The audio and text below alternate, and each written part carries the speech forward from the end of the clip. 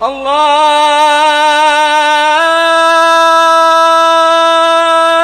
Akbar, Allahu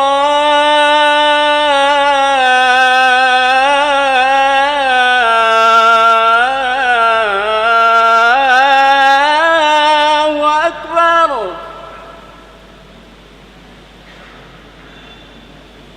Asyhadu an la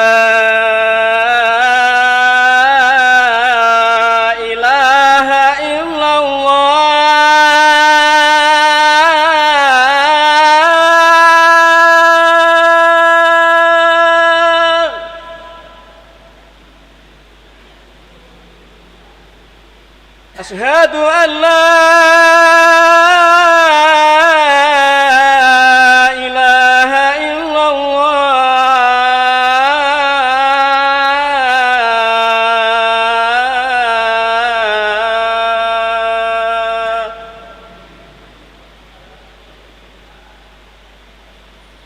أشهد أن محمد رسول الله.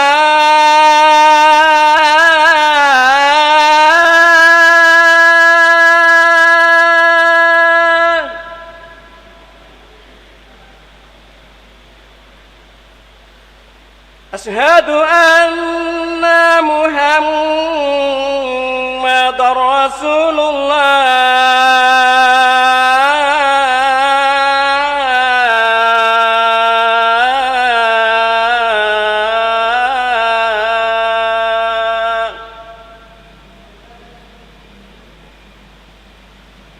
حي على الصلاة.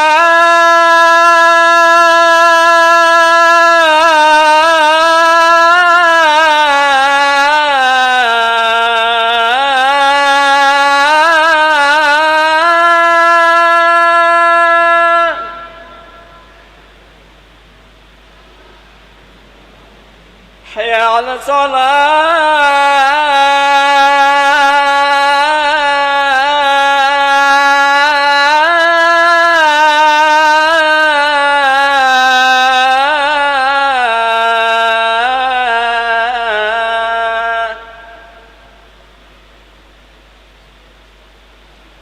حي على الفلاح.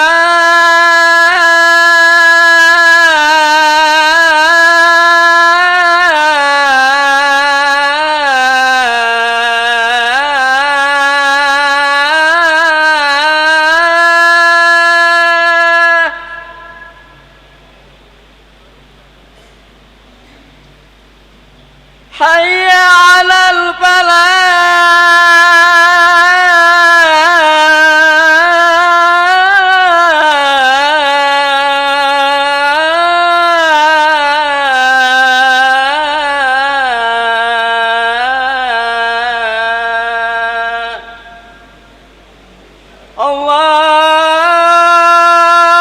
الله أكبر،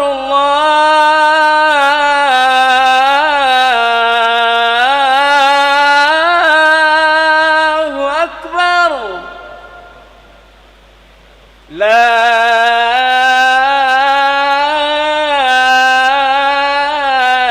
إله إلا الله.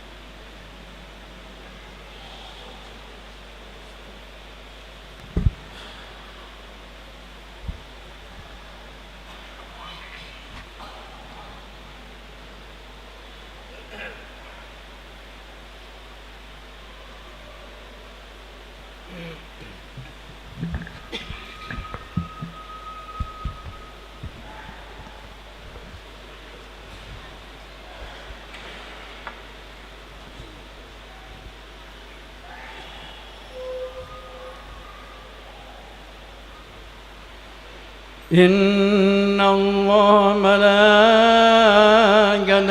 يصلون على النبي يا أيها الذين آمنوا صلوا عليه وسلموا تسليما اللهم صل وسلم على سيدنا محمد وعلى آل سيدنا محمد.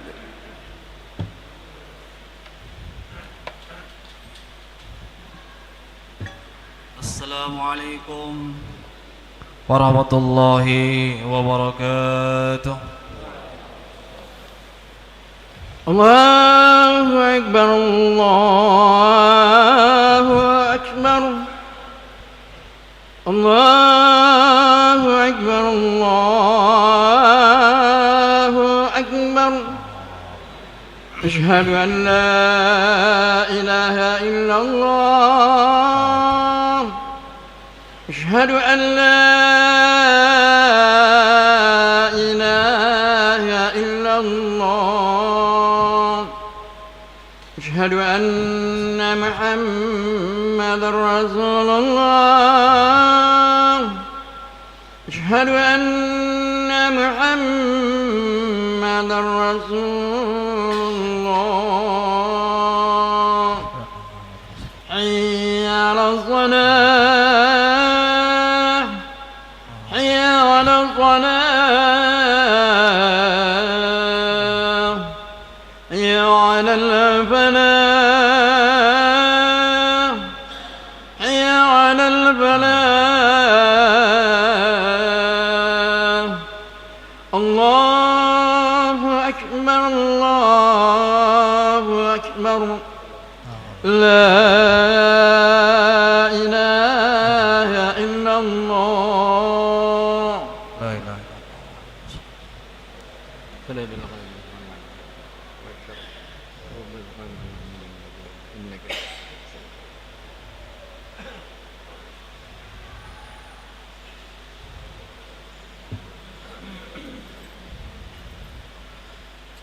Alhamdulillah.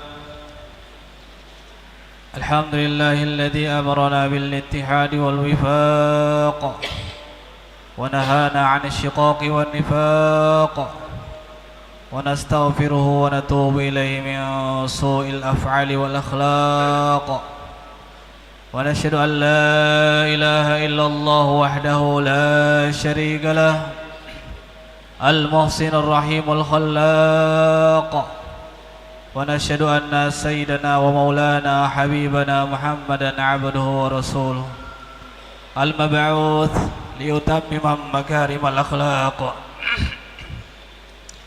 اللهم صل وسلم وبارك على سيدنا محمد أفضل الخلق على الإطلاق وعلى آله وأصحابه الفائزين بنصح الأمة في الآفاق صلاة وسلاما دائمين متلازمين إلى يوم التلاق. أما بعد فيا عباد الله اتقوا الله حق تقاته ولا تموتن إلا وأنتم مسلمون واعلموا أنكم قادمون إلى الله ولتنظر نفس ما قدمت لغد واتقوا الله إن الله خبير بما تعملون.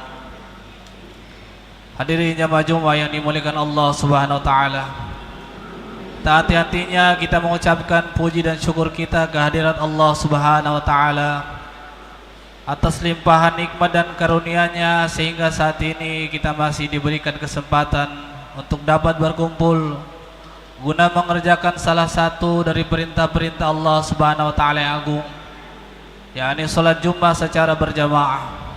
Salawat dan salam semoga senantiasa terlimpahkan kepada junjungan kita Nabi Agung Nabi Muhammad sallallahu alaihi wasallam, kepada keluarga beliau, para sahabat beliau yang menjadi pelita hidayah bagi seluruh umat manusia. Hadirin jamaah Jumat yang dimuliakan Allah Subhanahu wa taala, melalui mimbar mulia ini khatib ingin berpesan baik kepada diri khatib secara pribadi maupun kepada seluruh jamaah agar senantiasa berusaha meningkatkan kualitas keimanan dan ketakwaan kita kepada Allah Subhanahu wa taala. Takwa dengan sebenar-benarnya takwa, yakni dengan menjalankan seluruh perintah-perintah Allah dan menjauhi seluruh larangan-larangannya. Hadirin jamaah Jumat yang dimuliakan Allah Subhanahu wa taala, tak terasa saat ini kita telah berada di hari yang terakhir di bulan Ramadan. Belum lama terngiang-ngiang di dalam telinga kita ucapan selamat menunaikan ibadah puasa. Namun hadirin mulia, saat ini Ramadan pun akan meninggalkan kita semua. Hadirin jamaah Jumat yang dimuliakan Allah Subhanahu wa taala, ketika telah berlalu bulan Ramadan, maka akan berlaku pula dua perasaan yang umumnya akan terasa kepada orang-orang yang berpuasa dengan bersungguh-sungguh di bulan Ramadan. Yang pertama, perasaan senang gembira, karena sebentar lagi kita akan berhari raya. Kita akan menunaikan hari mulia, hari kemenangan, hari yang fitri. Perasaan yang kedua adalah perasaan sedih, karena hadirin yang mulia, Ramadan telah berlalu, sedangkan amal-amal kita masih banyak kekurangannya. Sedih karena ketika berpuasa kita belum bersungguh-sungguh berpuasa di hadapan Allah Subhanahu wa taala. Kita masih berpuasa hanya menahan lapar dan dahaga saja, tetapi masih belum kuat untuk menahan hawa nafsu dan godaan-godaan yang lainnya. Sedih hadirin mulia, karena kita belum sholat dengan sungguh-sungguh. Kita masih sholat dengan terburu-buru. Kita masih sholat belum khusyuk dan khudu', belum betul-betul menghadirkan hati kita di dalam sholat. Sedih hadirin mulia, karena ketika bulan Ramadan kita belum sungguh-sungguh bermunajat, meminta kepada Allah Subhanahu wa taala. Padahal Ramadan adalah bulan dikabulkannya doa-doa. Waktu-waktu yang begitu banyak mustajabnya. Sedih hadirin mulia, karena kita mungkin masih banyak yang belum hatam Al-Quran, ataupun mungkin kita sudah hatam Al-Quran, tetapi kita belum betul-betul meluangkan waktu kita untuk mentadaburi setiap ayat-ayat Allah Subhanahu wa taala yang penuh makna dan hikmah. Hadirin mulia, di dalam kekurangan-kekurangan kita dalam beribadah kepada Allah Subhanahu wa taala, ada satu pengharapan yang kita bisa harapkan dari Allah Subhanahu wa taala dari kekurangan amal-amalan kita, yaitu maghfirah atau ampunannya Allah Subhanahu wa taala. Bukankah Nabi Muhammad sallallahu alaihi wasallam bersabda, "Man shoma ramadhana imanan wa ihtisaban ghufira lahu ma taqaddama min dzambi." Barang siapa yang berpuasa di bulan Ramadan dengan penuh keimanan dan mengharapkan pahala, maka akan diampuni baginya dosa-dosanya. Hadirin yang mulia, maghfirahlah yang kita harapkan dari Allah Subhanahu wa taala atas kekurangan amal-amal kita. Bukankah Nabi Muhammad sallallahu alaihi wasallam telah bersabda, "Man qama ramadhana imanan wa ihtisaban ghufira lahu ma taqaddama min dzambi." Barang siapa yang dia salat dengan sungguh-sungguh dengan penuh keimanan dan mengharapkan pahala di bulan Ramadan, maka akan diampuni pula kesalahan-kesalahannya yang telah lalu. Hadirin mulia, begitu juga ciri khas seorang hamba yang betul-betul mendekatkan diri kepada Allah Subhanahu wa taala. Dia tidak bangga dengan amalan-amalannya. Allah Subhanahu wa taala memuji mereka, kanu qalilan minal laili ma yahjaun. Mereka sedikit sekali tidur pada malam hari. Mereka habiskan bermunajat, mereka menghabiskan untuk bertahajud, membaca Al-Qur'an, berdoa kepada Allah Subhanahu wa taala. Wabil ashari hum yastaghfirun. Dan ketika waktu sahur menjelang subuh, mereka beristighfar kepada Allah Subhanahu wa taala. Di dalam ketaatan yang begitu sungguh-sungguh, hamba-hamba yang spesial, hamba-hamba yang khususnya Allah Subhanahu wa taala, mereka masih banyak merasa kekurangan sehingga mereka beristighfar kepada Allah Subhanahu wa taala. Bukankah juga Nabi Muhammad sallallahu alaihi wasallam mengajurkan kita setiap selesai salat untuk beristighfar kepada Allah Subhanahu wa taala? Mengapa kita beristighfar hari mulia? Karena masih banyak kekurangan-kekurangan kita, masih belum sempurna ibadah kita di hadapan Allah Subhanahu wa taala. Hadirin yang dimuliakan Allah SWT, suatu ketika Sayyidah Aisyah radhiyallahu anha melihat Rasulullah SAW begitu bergembira. Maka Sayyidah Aisyah merasakan ini adalah momen yang tepat untuk meminta doa dari baginda Nabi Muhammad SAW. Maka Sayyidah Aisyah mengatakan, "Ya Rasulullah, ud'a Allah li." Ya Rasulullah, berdoalah kepada Allah untukku. Maka Nabi Muhammad SAW berdoa, Allahumma firli Aisyah ma taqaddamat min dambiha wa ma ta'akharat. Ya Allah, ampunilah kesalahan-kesalahan Aisyah yang telah lalu maupun akan datang. Wa ma asarrat wa ma alanat, dosa-dosanya, kesalahan-kesalahannya Aisyah yang tersembunyi maupun terang-terangan. Mendengar Nabi Muhammad SAW berdoa seperti itu, hadirin mulia, Sayyidah Aisyah begitu bergembira sehingga wajah beliau tersandarkan kepada pangkuan beliau, saking gembiranya. Maka Rasulullah SAW bersabda, "Ya Aisyah, senangkah engkau dengan doaku tersebut?" Maka Sayyidah Aisyah mengatakan, "Ya Rasulullah, mengapa saya tidak bergembira, sedangkan yang mendoakan saya adalah hamba yang paling dekat dengan Allah Subhanahu wa taala." Maka Rasulullah SAW mengatakan, "Wahai Aisyah, ketahuilah itulah doa yang sering aku panjatkan kepada Allah Subhanahu wa taala untuk umatku di dalam salat." Hadirin mulia, begitu pentingnya maghfirah Allah Subhanahu wa taala di dalam setiap amal-amal kita yang begitu kurang. Begitu juga hadirin mulia ketika Aisyah radhiyallahu anha mengatakan kepada Rasulullah SAW, "Ya Rasulullah, ketika kita mendapati malam Lailatul Qadar, apakah sebaiknya yang perlu kita baca?" Maka Rasulullah SAW bersabda, "Quli Allahumma innaka afuwun tuhibbul afwa fa'fu anna." Katakanlah wahai Aisyah, Allahumma innaka afuwun tuhibbul afwa. Ya Allah, sesungguhnya engkau maha pemaaf, engkau cinta dengan memaafkan, maka maafkanlah aku. Hadirin yang dimuliakan Allah Subhanahu wa taala, itulah yang penting kita cari di bulan Ramadan, maghfirah dari Allah Subhanahu wa taala. Karena melihat di dalam amal-amal kita masih banyak kekurangan-kekurangannya. Mudah-mudahan Allah SWT menerima seluruh amalan-amalan kita, mengampuni seluruh kesalahan-kesalahan kita. Allah Subhanahu wa taala mudah-mudahan menjadikan kita hamba-hambanya yang istiqomah hingga akhir hayat. Ja'alanallahu wa iyyakum minal faizin al-aminin wa adkhalana wa iyyakum fi zumratil muttaqin al-muqinin al-mukhlasin. A'udzu billahi minasyaitonir rajim. Bismillahirrahmanirrahim. Wal 'ashr. Innal insana lafi khusr illa alladhina amanu wa 'amilus solihat wa tawasaw bil haqqi wa tawasaw bis sabr. Barakallahu li wa lakum fil Qur'anil 'azim wa nafa'ani wa iyyakum bima fihi minal ayati wa dzikril hakim wa taqabbala minni wa minkum tilawatahu innahu was samiul 'alim. Wa qur rabbi ighfir warham anta khairur rahimin.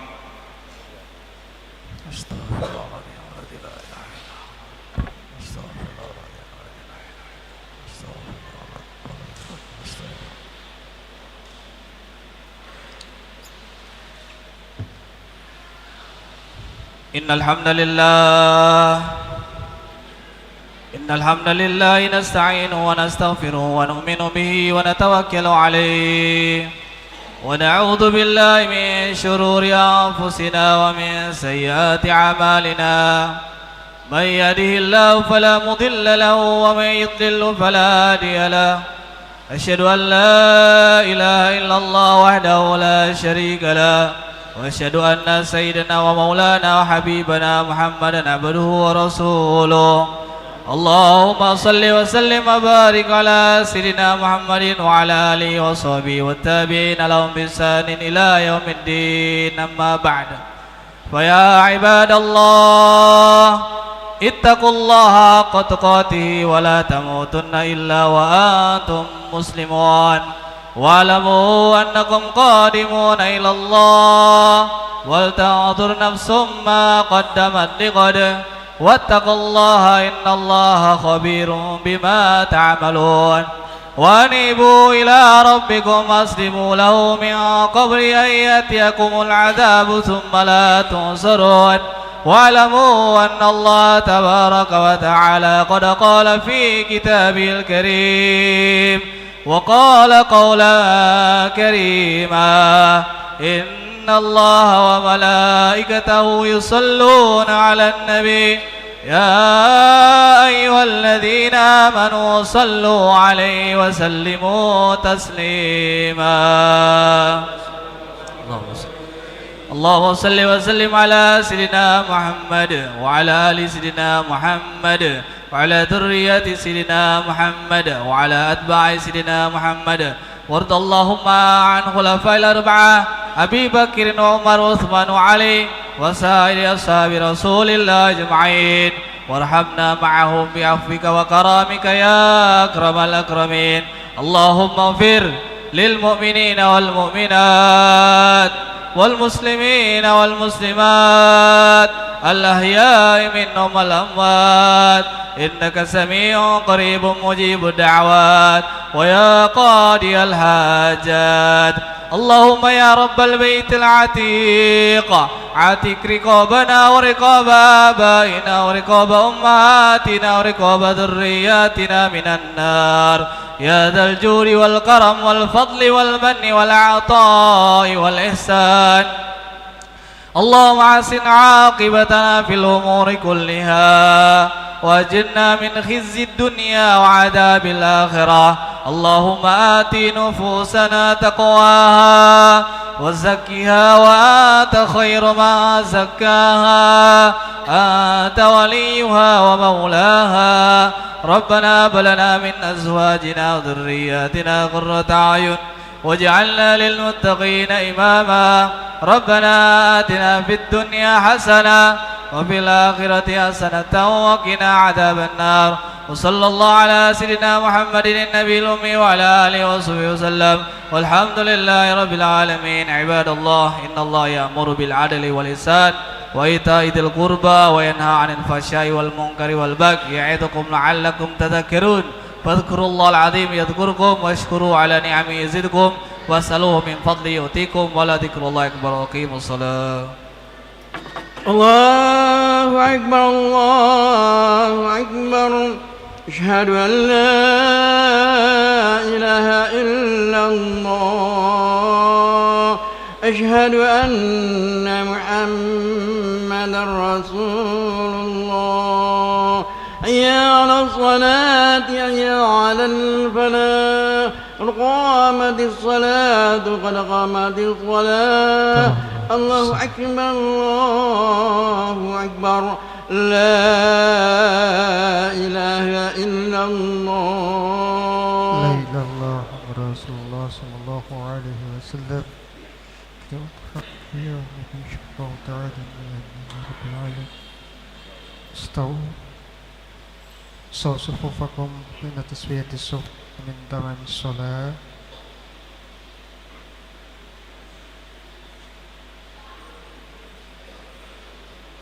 الله أكبر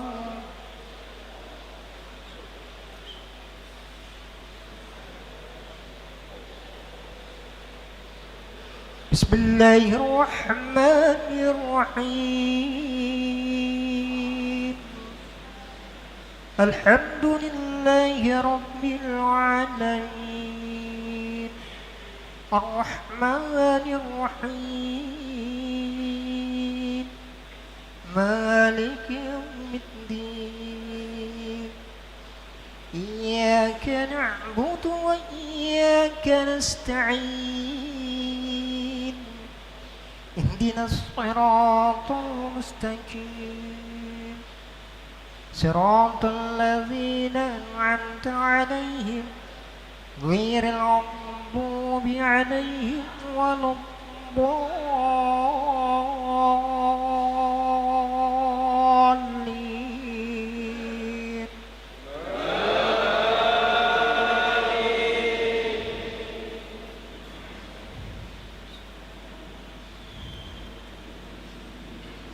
يا أيها الذين آمنوا إذا نودي للصلاة من يوم الجمعة الجمعة فاسعوا إلى ذكر الله وذروا البيع ذلكم خير لكم إن كنتم تعلمون فإذا قضيت الصلاة فانتشروا في الأرض وابتغوا من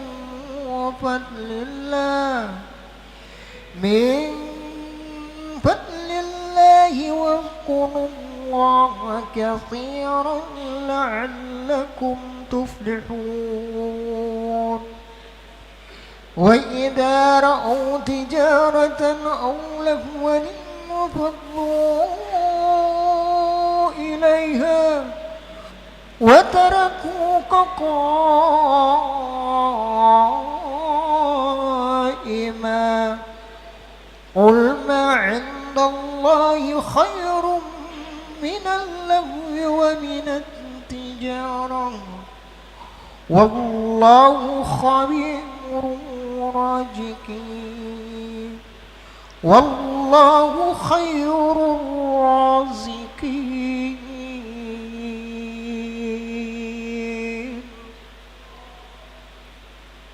الله أكبر.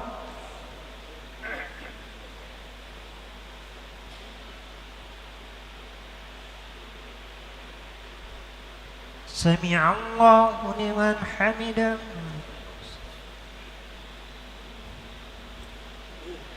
الله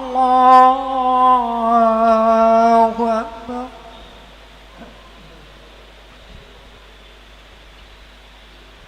الله أكبر.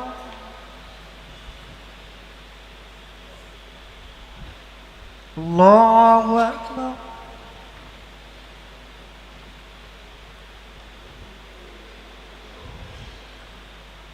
الله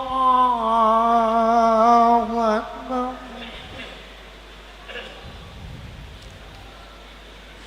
بسم الله الرحمن الرحيم الحمد لله رب العالمين الرحمن الرحيم مالك يوم الدين إياك نعبد وإياك نستعين اهدنا الصراط المستقيم صراط الذين أنعمت عليهم غير المغضوب عليهم ولا الضالين.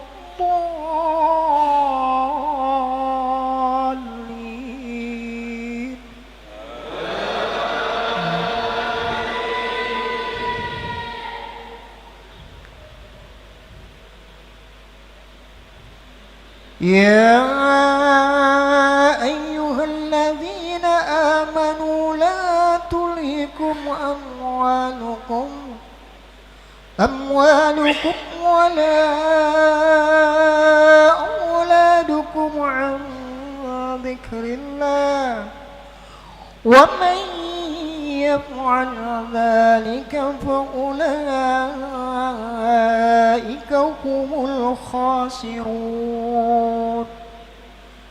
وأنفقوا مما رزقناكم من قبل أن يأتي أحدكم الموت فيقول رب لولا أخرتني إلى أجل قريب فأصدق وأكن من الصالحين ولن يؤخر الله نفسا إذا جاء أجلها والله خبير بما تعملون.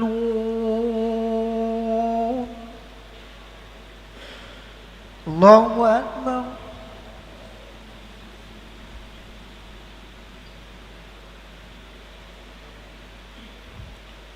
سمع الله لمن حمده الله أكبر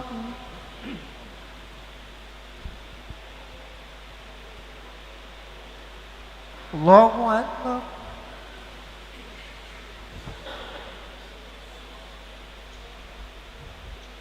الله أكبر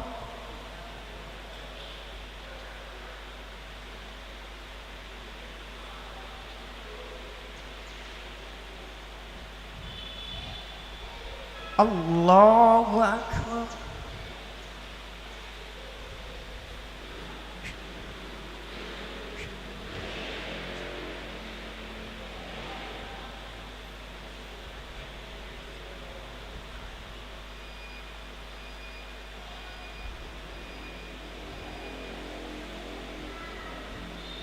السلام عليكم ورحمة الله. السلام عليكم ورحمة الله وبركاته. استغفر الله. استغفر الله. استغفر الله. الفاتحة. أعوذ بالله من الشيطان الرجيم. بسم الله الرحمن الرحيم. الحمد لله رب العالمين الرحمن الرحيم مالك يوم الدين. إياك نعبد وإياك نستعين. اهدنا الصراط المستقيم صراط الذين أنعمت عليهم غير المغضوب عليهم ولا الضالين. بسم الله الرحمن الرحيم. قل هو الله أحد الله الصمد لم يلد ولم يولد ولم يكن له كفوا أحد. بسم الله الرحمن الرحيم. قل هو الله أحد الله الصمد لم يلد ولم يولد ولم يكن له كفوا أحد. بسم الله الرحمن الرحيم. قل هو الله أحد الله الصمد لم يلد ولم يولد ولم يكن له كفوا أحد.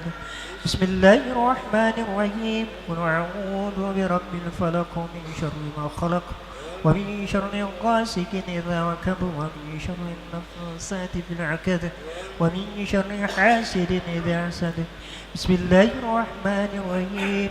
قل أعوذ برب الناس مالك الناس إله الناس من شر الوسواس الخناس الذي يوسوس في صدور الناس من الجنة والناس.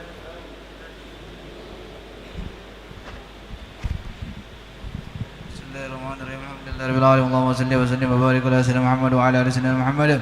اللهم ربنا اغفر لنا ذنوبنا واسرافنا في امرنا وثبت قدامنا وانصرنا على القوم الكافرين.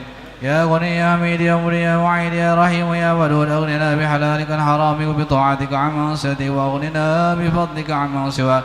اللهم اغفر لنا واختر لنا وسددنا بالامور واهوالنا كلها ثم بارك لنا فيها ثم بارك لنا فيها ثم بارك لنا فيها. اللهم لا سهل إلا ما جعلته سهلا وأنت تجعل الحزن سهلا إذا شئت سهلا. ربي يسر ولا تعسر وتمم لنا منك بالخير ويا خير الناصرين برحمتك يا أرحم الراحمين. ربنا هب لنا من أزواجنا وذرياتنا قرة أعين واجعلنا للمتقين إماما. ربنا آتنا في الدنيا حسنة وفي الآخرة حسنة وقنا عذاب النار. وصلى الله على سيدنا محمد النبي الأمي وعلى آله وصحبه وسلم. سبحان ربك رب العزة عما يصفون وسلام على المرسلين الحمد لله رب العالمين.